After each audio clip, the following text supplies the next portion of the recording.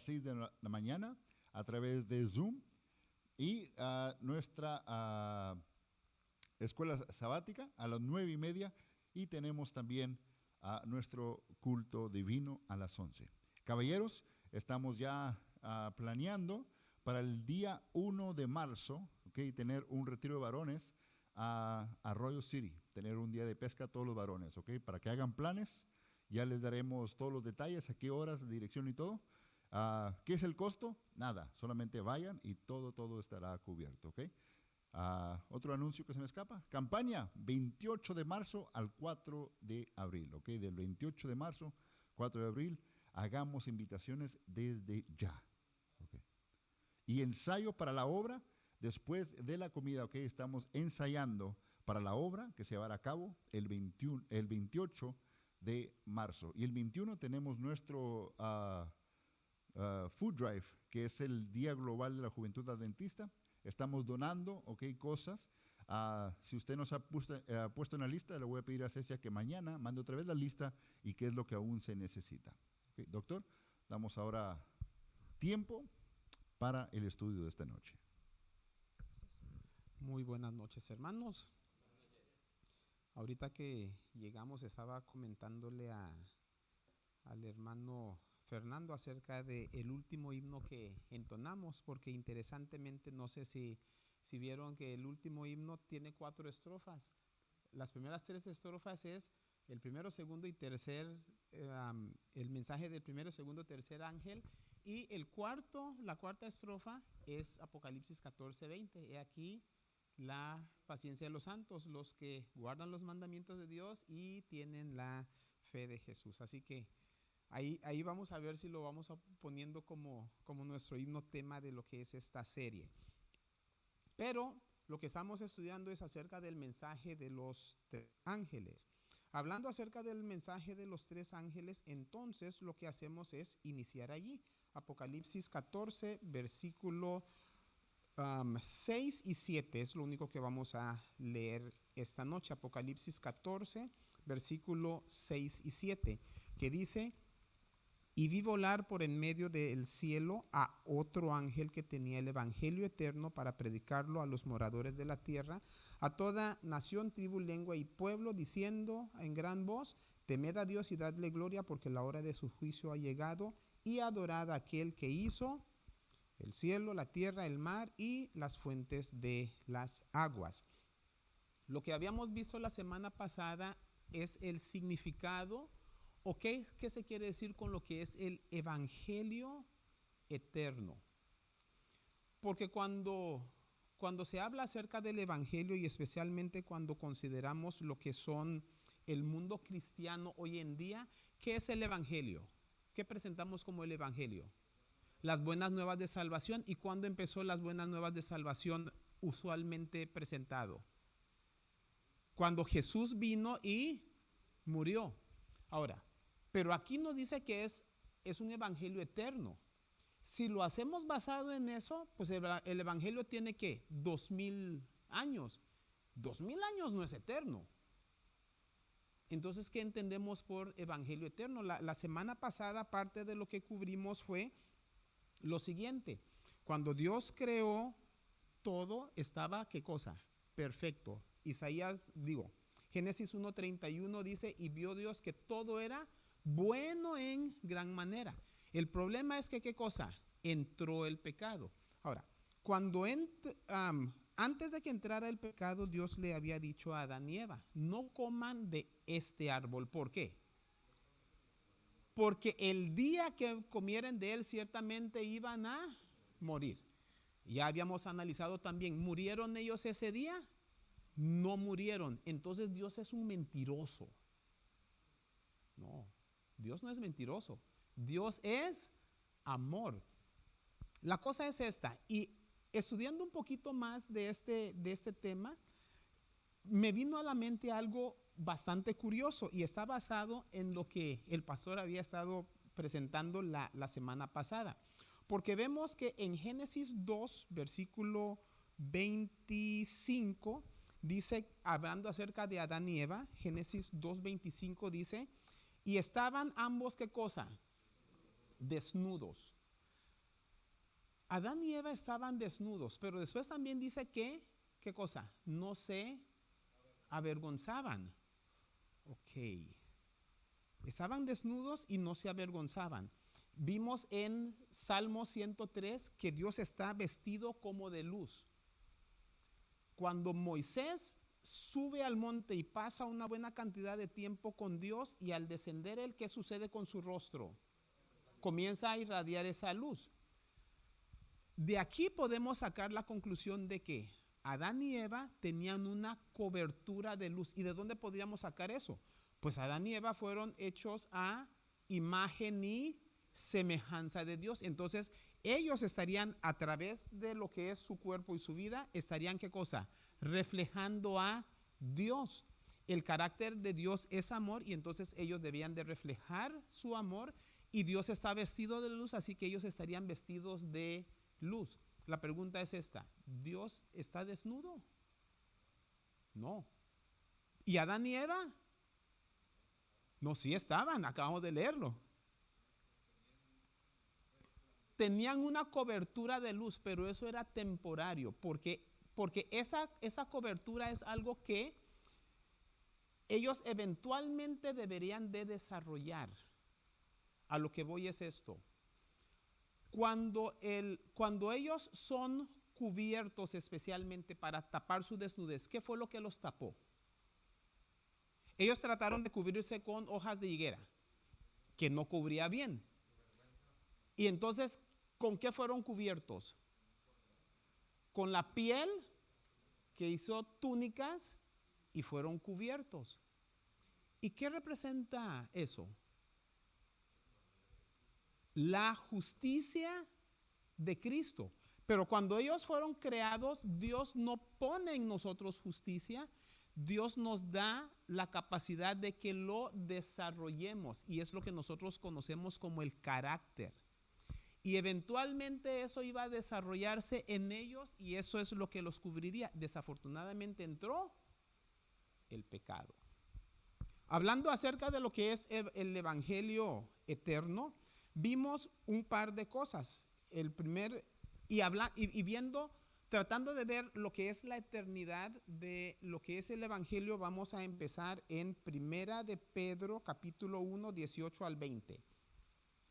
Primera de Pedro 1, 18 al 20, que dice: sabiendo que fuisteis rescatados de vuestra vana manera de vivir, la cual recibisteis de vuestros padres, no con cosas corruptibles como oro o plata, sino con la sangre preciosa de Cristo, como de un cordero sin mancha y sin contaminación.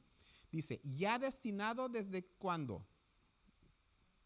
Desde antes de la fundación del mundo. Y si tuviéramos que ponerle una palabra a antes de la fundación del mundo, ¿qué palabra le pondríamos?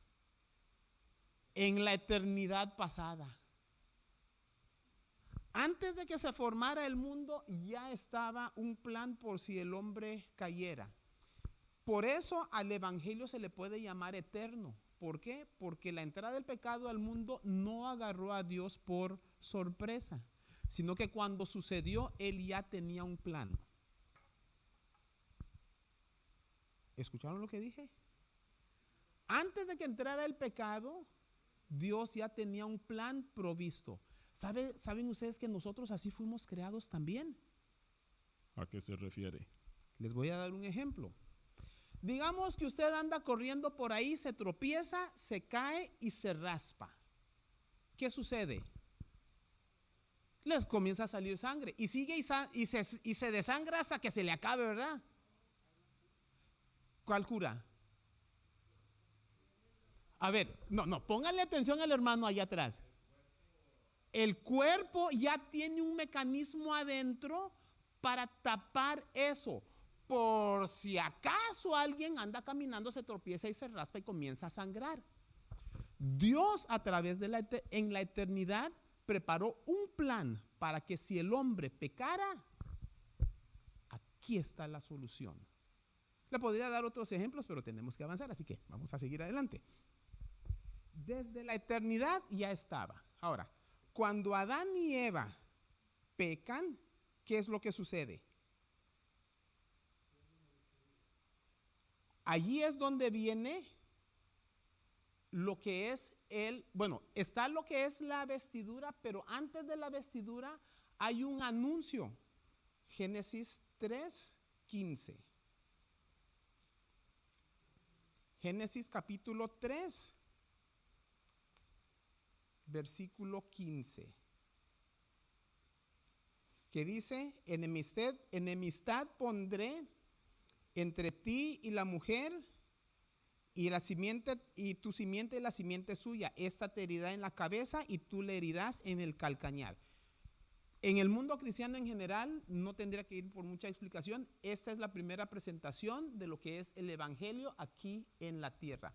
La promesa, de tal manera que cuando Eva tuvo su primer hijo, ella dijo, oh, aquí Dios me ha dado un varón, pensando que ya se había cumplido. No, pero faltaban varios miles de años todavía para que cumpliera eso, pero Dios lo había prometido y Dios no miente y eventualmente iba a venir. Así que desde la eternidad estaba. Cuando entra el pecado, bueno, antes de que entrara el pecado, o más bien al haber entrado el pecado, perdón, Dios entonces les presenta el plan que Él ya tenía, y ese plan eventualmente se cumple en Cristo Jesús. Pero antes de que se cumpliera en Cristo Jesús, vemos que por medio de lo que es la vestimenta y la cobertura, se da una realización de eso. No era el cumplimiento exacto, pero es, hágase cuenta, una ilustración o una sombra de lo que iba a suceder, y eso lo conocemos como el sistema sacrificial.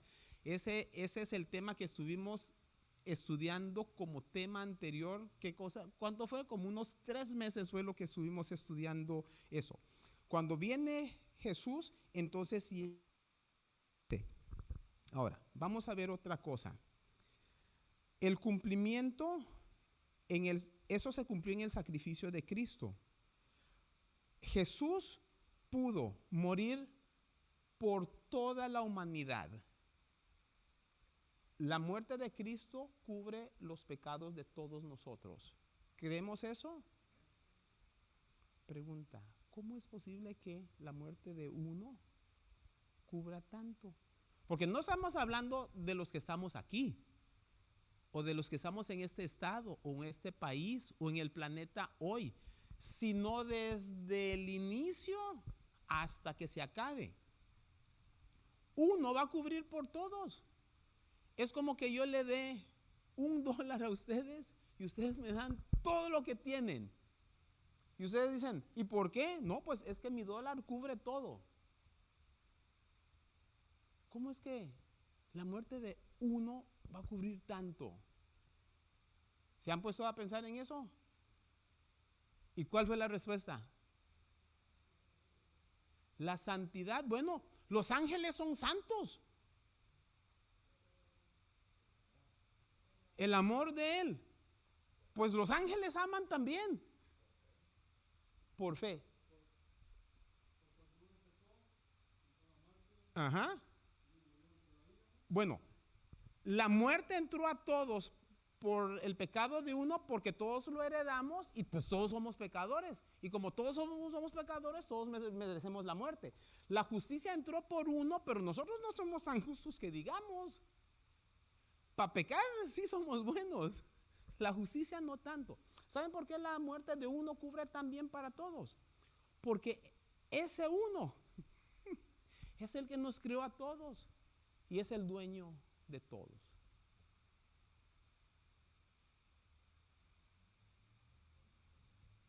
Todo lo creado y todo lo que existe fue creado ¿por quién? Entonces él es como... Me recuerdo una historia que escuché hace un tiempo atrás. Había una locomotora que una compañía tenía. Por quién sabe qué cosa se descompuso. Y trataron y no pudieron arreglarlo. Y entonces escucharon hablar acerca de un señor que era bueno para reparar eso. Entonces lo contactaron, vino el señor y le preguntó, no, ¿qué pasó? No, pues la máquina no funciona, y ya le dieron algunas descripciones. Se sube el señor y comienza andar por allí. Y entonces agarra un martillo y por un lado, paz, paz, le pega por acá, le pega por allá, busca. Eventualmente dio como unos 5 o 6 martillazos. Y después le dice, a ver, pruébelo. Hombre, se arrancó como nuevo la cosa. Y dicen, no, pues estaba bien sencillo. Entonces le preguntan al Señor, ¿y cuánto va a ser? No, que van a ser $3,000. $3,000 para... Me iba a ahogar con mi saliva. $3,000 para darle 5 o 6 martillazos. Oye, a ver, desglóseme eso. Bueno, por los 5 martillazos le cobro $5. 2,995 le cobro por saber dónde pegarle los martillazos, porque usted no sabía dónde pegárselos. Esa es la diferencia. Y el que nos hizo, nos conoce de tapa a planta. Y por eso es que Él puede dar su vida por nosotros. Y la Biblia nos lo explica de igual manera, por ejemplo en Isaías 53, versículo 6, Isaías 53, 6, que dice, todos nosotros nos descarriamos como ovejas, cada cual se apartó por su camino, mas Jehová, ¿qué cosa hizo? Cargó en él o sobre él el pecado de ¿cuántos? De todos nosotros. Hay una filosofía o una teoría en el mundo cristiano que es bastante popular y que es la teoría de la predestinación. No sé cuántos de ustedes lo hayan escuchado, que Dios ha escogido a algunos para salvación y a algunos pues no para salvarse. Ahora, hay varios versículos en la Biblia que irían completamente en contra de eso y este es uno de ellos, porque por ejemplo, aquí dice la Biblia que acabamos de leer que Dios puso sobre Jesús ¿cuántos pecados? ¿De todos los que se van a salvar? ¿O de todo el mundo? Incluyendo los que se van a perder. ¿No nos diría eso que todo mundo se va a salvar? Esa es una palabra muy buena. Todo mundo tiene derecho de salvarse o todo mundo tiene posibilidad de salvarse, pero no todo mundo se va a salvar. ¿Por qué? Porque, por ejemplo, otro ejemplo que podríamos decir, ¿qué tal si aquí abriéramos un gran comedor para alimentar a todos los hambrientos y toda la gente que entra come gratis? ¿Resolvemos el problema del hambre en el mundo? ¿Por qué no? Porque no necesariamente todos vendrían. Resolvemos el problema del hambre para el que pasa la puerta, entra, se sienta y come la comida que se le dio. De igual manera, Dios abre las ventanas del cielo y derrama, ¿qué cosa? La salvación de Jesús, que es nuestra bendición, el evangelio, pero solamente va a ser efectivo para aquella persona que lo tome y que lo acepte. Ahora, Romanos 6:23 contesta eso un poco mejor. Romanos 6:23. Romanos 6:23 que nos dice, porque la paga del pecado, ¿qué cosa es? Muerte, mas la dádiva de Dios es vida eterna en Cristo Jesús, Señor nuestro. Cuando uno trabaja por algo, tiene el derecho de recibir el pago. Es más, hasta un tipo de obligación porque se lo merece. Cuando es un regalo o es un don, ¿qué cosa tiene que hacer la persona? No tiene que hacer nada, pero hay que hacer algo. Tiene que aceptarlo. Porque alguien puede traerle un regalo a otra persona y se lo da y la persona dice, ay, qué tierno, qué lindo. O la persona puede decir, mejor muerto antes que eso. Todo depende de la respuesta que nosotros le demos a Dios en cuanto al regalo que Él nos da. Ahora, el evangelio en la vida de nosotros siempre se va a manifestar o mostrar por medio de lo que son frutos. Una de las cosas que muy frecuentemente me van a escuchar decir cuando presento algún tema, trato de hacer un tipo de comparación entre lo que es la creencia que estamos presentando y lo que es el mundo evangélico en general. Ahí les va otro ejemplo. Cuando se habla acerca de salvación en el mundo evangélico en general, ¿cómo es que se presenta la salvación? Somos salvos por gracia y no por obras. Ok. Como adventistas, ¿nosotros le damos alguna importancia a las obras? Clarines que sí. Pero las obras nos salvan. Ok, las obras no nos salvan porque somos salvos por gracia.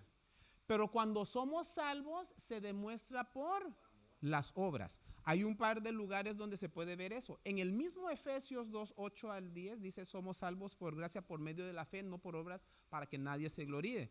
Pero después en el versículo 10 dice porque somos criaturas de Dios hechos para buenas obras. Allí mismo habla acerca de las obras que se van a presentar. No para la salvación, pero que se manifiestan cuando somos salvos.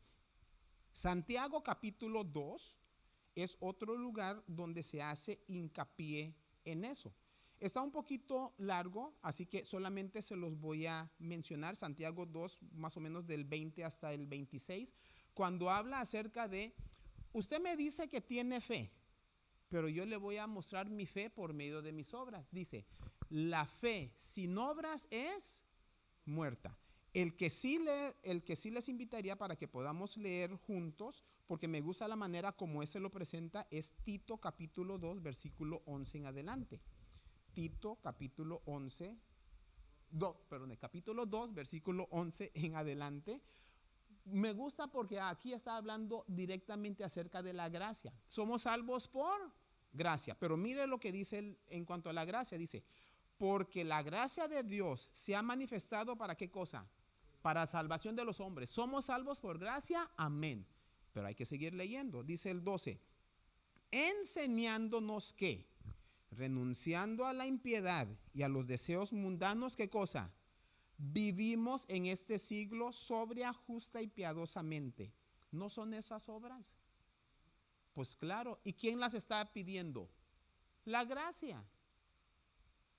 Versículo 13 dice, aguardando la esperanza bienaventurada y la manifestación gloriosa de nuestro gran Dios y Salvador Jesucristo. Entonces, somos salvos por gracia, pero la gracia nos pide que vivamos de una cierta manera. ¿Sí? Ok. El Evangelio, interesantemente, también nos presenta exigencias. ¿Cuáles son las exigencias del Evangelio? Ya lo leímos al inicio y lo vamos a leer de nuevo. Volvamos a Apocalipsis 14, versículo 6 al 7. Vi volar por en medio del cielo otro ángel que tenía, ¿qué cosa? El Evangelio eterno para predicarlo a los moradores de la tierra, a toda nación, tribu, lengua y pueblo, dice, ¿qué es lo que nos exige el Evangelio? 3 cosas. Temed a Dios y dadle gloria porque la hora de su juicio ha llegado y adorad a aquel que hizo los cielos, la tierra, el mar y las fuentes de las aguas. Entonces vamos a ir viendo y analizando estas exigencias. Y la primera exigencia que vamos a analizar es la exigencia de temer a Dios. ¿Qué entiende usted por temer a Dios? ¿Respetarlo? ¿Reverenciar? ¿Honrarlo? Interesante, porque parte del temor se va a manifestar por medio de lo que es la obediencia. Y la razón por la cual hago esa pregunta, porque en nuestro lenguaje común, temer a Dios no quiere decir nada de lo que acabamos de decir. Temer es darse la vuelta y salir corriendo. Mire cómo lo presenta Salmos 2.11. Salmos 2.11 presenta un contraste muy interesante para lo que es la palabra temer. Porque dice, en cuanto a temer, dice, Servid a Jehová como con temor. Y después dice, ¿qué cosa? Alegraos con temblor. O sea, lo menos que uno piensa cuando uno tiene temor es alegrarse. Pero relacionado con el temor a Dios hay mucha alegría en ella. Y entonces vamos a ver por qué. Porque eso no tiene que ver con miedo. Es como, por ejemplo, con los padres. Y yo cuando lo trato de explicar, a pesar de que dijimos que no es de miedo, en una cierta manera, hay un poquitito de miedo por ahí también. Digamos, relación padre e hijo. No de los padres de hoy en día, que con el perdón de ellos, bien alcahuetes. Pongamos los padres de hace años atrás, que cuando esos padres se paran, todos derechitos. Ok. Esos hijos tienen temor de sus padres, pero no es el temor de que les salgan huyendo, pero es el temor en cuanto a lo que usted diga, yo lo voy a hacer. Y le digo los padres de hoy en día no, porque hoy en día los padres es al contrario. Los padres es lo que el hijo diga, yo lo voy a hacer. Así que pues no nos vamos a meter en eso ahorita. Pero este temor tiene que ver más con respeto y admiración. Una de las cosas interesantes con esto es de que todas las cosas o características buenas que como personas podemos tener, adivinen de dónde lo conseguimos. Dios mismo es el que nos lo da. Mire, por ejemplo, con el temor, ¿de dónde viene nuestro temor? Jeremías 32, 40. Jeremías capítulo 32, versículo 40. Estamos hablando acerca de las características o de las exigencias que tiene el mensaje, el evangelio eterno, que el primero de ellos es el temor a Dios. Y entonces, ¿de dónde viene ese temor? Jeremías 32, versículo 40, dice, y haré con ellos pacto eterno, que no me volveré atrás de hacerles bien. Y dice, y pondré, ¿qué cosa? Mi temor, ¿dónde? En el corazón de ellos, para que no se aparten de mí. Lo mismo que Dios quiere hacer en cuanto a lo que son sus mandamientos. ¿Cuál es el nuevo pacto? Y pondré mis leyes en su corazón. ¿Y qué es lo que va a poner Dios en el corazón de nosotros basado en Jeremías aquí? El temor. Ahí podemos entender lo que dijo el hermano Julián. El temor de Dios tiene que ver con obedecer sus mandamientos también, porque lo pone su temor en el mismo lugar donde pone sus mandamientos, que es en el corazón. Ok. ¿Por qué es que lo hace? Salmos 33, 6 al 9. Salmos 33, versículos 6 al 9.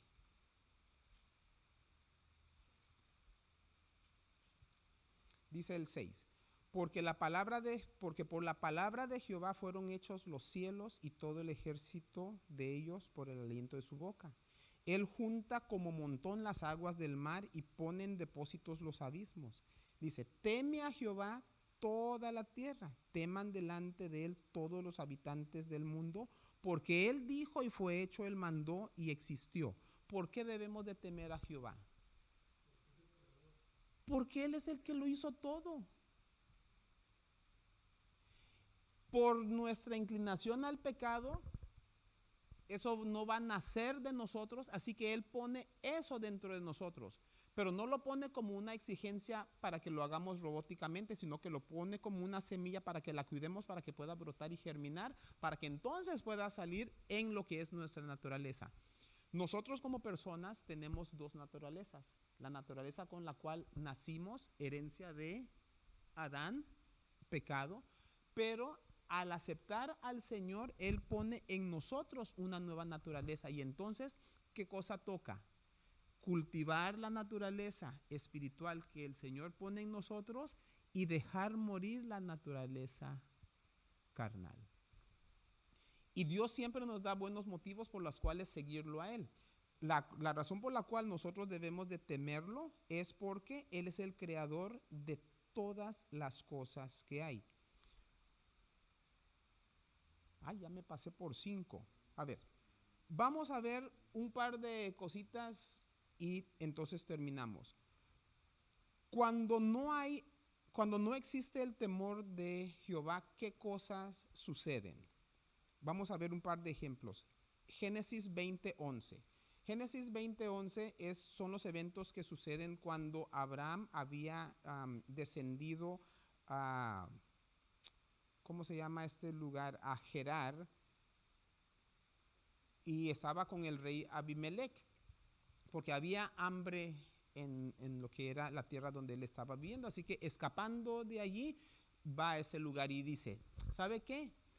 Por la situación de este lugar, vamos a hacer lo siguiente. Le pide a su esposa Sara, no les diga que usted es mi esposa, dígales que es mi hermana. Era muy bonita ella, la agarra el rey y se la lleva. Ahora, ¿por qué fue inducido a Abraham a hacer esto? No estoy justificando o diciendo que lo que hizo fue bien, pero veamos la razón por la cual él lo hizo. Dice Génesis 20:11, y Abraham respondió, cuando ya le reclamó el rey Abimelech, de por qué le había engañado. Y Abraham respondió, porque dije para mí, ciertamente, ¿qué cosa? No hay temor de Dios en este lugar. Ok, estamos tratando de analizar qué cosa sucede cuando el temor de Dios no existe o no está en un lugar. Ok, ¿qué va a suceder? No hay temor de Dios en ese lugar y me matarán por causa de mi mujer. O sea, se quebrantan los mandamientos cuando no hay temor de Dios. Se incurre en lo que es la violencia, muy parecido a lo que sucedió en los tiempos de el inicio del Éxodo, Éxodo capítulo 1, versículo 17. Recuerda que el faraón había pedido que mataran a todos los niños varones. Las parteras no lo hicieron así. ¿Y por qué no lo hicieron ellas? Éxodo 1, 17 dice, pero las parteras, ¿qué cosa? Temieron a Dios y no hicieron conforme al mandato del rey de Egipto, sino que preservaron la vida de los niños. Cuando está el temor de Dios en nosotros, esas son las cosas que eventualmente entonces sugiere. Se guarda los mandamientos de Dios. ¿Perdone? Ahí estaría quebrantando el de matar. Igual con Abimelech, pero también entrarían a lo que es adulterio también, porque lo iba a matar, pero para quedarse con la que era esposa de Abraham. Y entonces, con ese saborcito, nos quedaríamos para que la próxima semana termináramos viendo acerca de lo que son los aspectos de temer a Dios, pero también hay otras exigencias que el Evangelio eterno nos presenta. Una de ellas es temer a Dios, pero también darle gloria y honrar a Dios. Y eso, Dios mediante, lo veremos la próxima semana. Les voy a invitar para que, colocados en pie, podamos concluir con una palabra de oración. Amantísimo Padre, gracias le damos por su palabra, gracias le damos por las enseñanzas que a través de ella podamos recibir. Le pedimos que así como nos instruyó su palabra, que usted pueda poner su temor en nuestro corazón, que eso pueda ser cultivado. Que así también como dice su palabra, el inicio de la sabiduría es el temor de Jehová. Porque la otra cara de esa moneda es, dice el necio en su corazón, no hay Dios. El necio no teme a Dios, pero el sabio sí lo hace. Le pedimos, Señor, que usted nos dé esa sabiduría que necesitamos para llegar a conocerlo, comprenderlo y sobre todo seguirle y obedecerle. Al salir de ese lugar, que su bendición siempre nos acompañe, perdone nuestros pecados y le pedimos, Señor, que nos salve cuando usted regrese. Esas son nuestras peticiones en nombre de Cristo Jesús. Amén.